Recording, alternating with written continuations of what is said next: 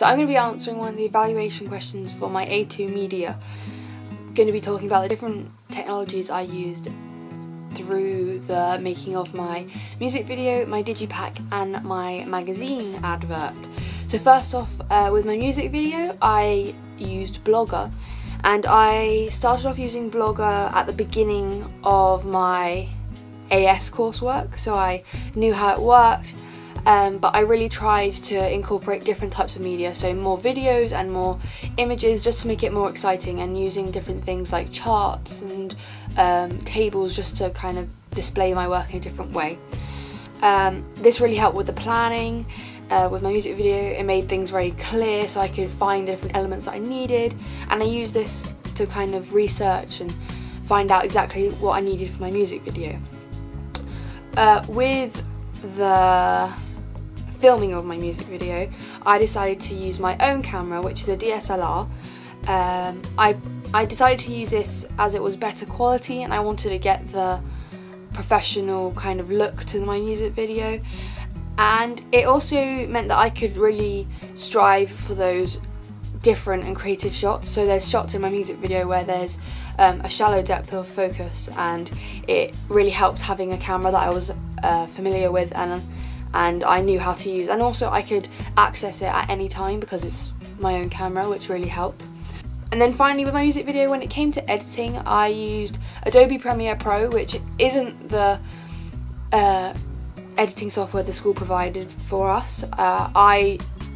use Adobe Premiere Pro outside of school to edit videos, so I felt most comfortable using that.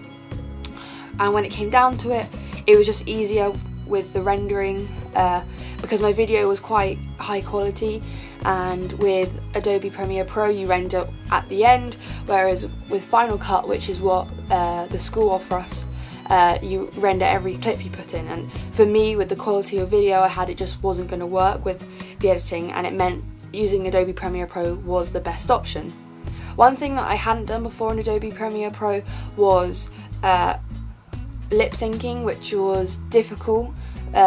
for me to kind of figure out, and it took a while to get used to, but once I had it, it was so much easier to use, and that was one big difference. I think I definitely know how to obviously lip sync now because of making the music video. When I used it before in my AS, I was making a short film, so the lip syncing wasn't that important. Now with my digipack, I had used Photoshop before, but very minimum amount of Photoshop experience. So I made sure that I had a lot of practice. I did a few mock-ups of kind of just playing around with Photoshop, just to help me kind of understand how things worked and what tools I needed, and we did a few tutorials and things like that to do with using Photoshop as well. I again used the DSLR, my own DSLR, for taking still images for the digipack. I chose to use my own personal DSLR. Like I said before, it was easier for me to get hold of, and it meant that I was familiar with how to use it, and as I personally want to go on to do photography at university, so it made sense for me to use a camera that I was aware of how it worked, and I could achieve the shots that I wanted. And it gave me that professional kind of look that I wanted, and also gave me the flexibility to use it whenever I wanted, like I said. The one other program or technology that I used for my digipack was Pixlr Express, which is an online photo editing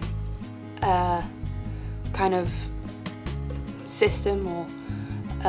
service that allows you to go on, upload your picture, edit it for free. And when designing the digipack, I really wanted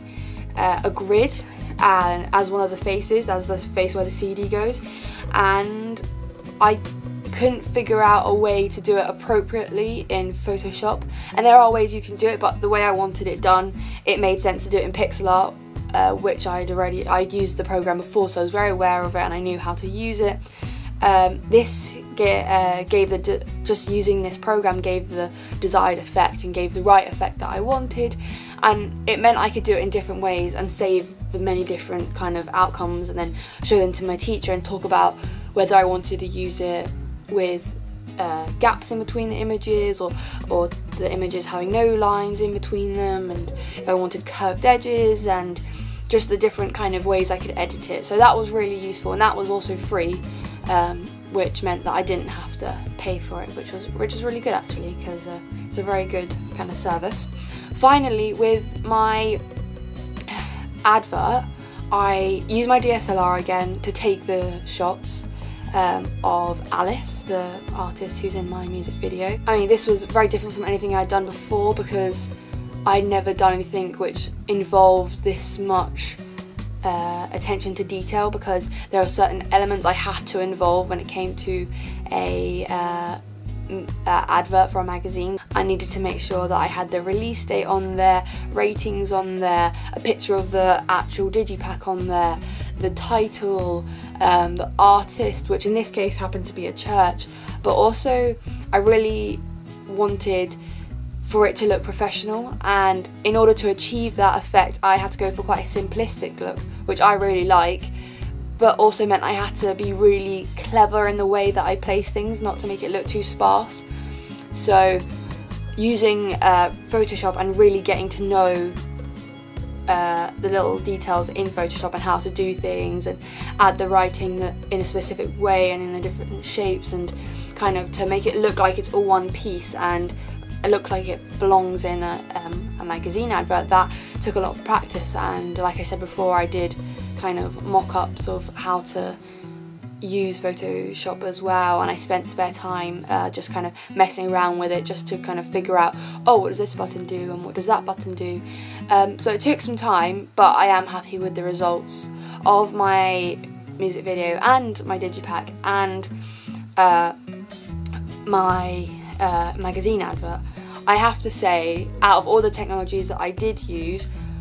Photoshop and Adobe Premiere Pro are the two that I think I've developed the most kind of knowledge about since starting, but just because I've used them so much more now that I can do a lot more with them. I now know how to kind of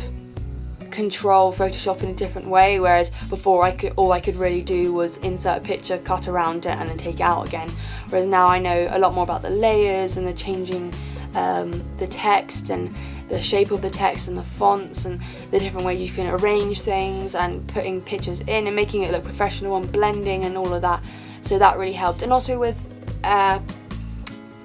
Adobe Premiere Pro, just using it almost every day at school, editing really helped, and just this different kind of editing, because there was a lot of shot changes which I had to be aware of, and I had to really be aware of the music, which meant I paid attention to detail, which made me kind of look extra carefully for those moments where I felt like the shot needed a change, and helped me kind of make my editing a lot more precise and clear and kind of just better overall. That my A2 coursework has enabled me to develop my personal skills in all of these technologies.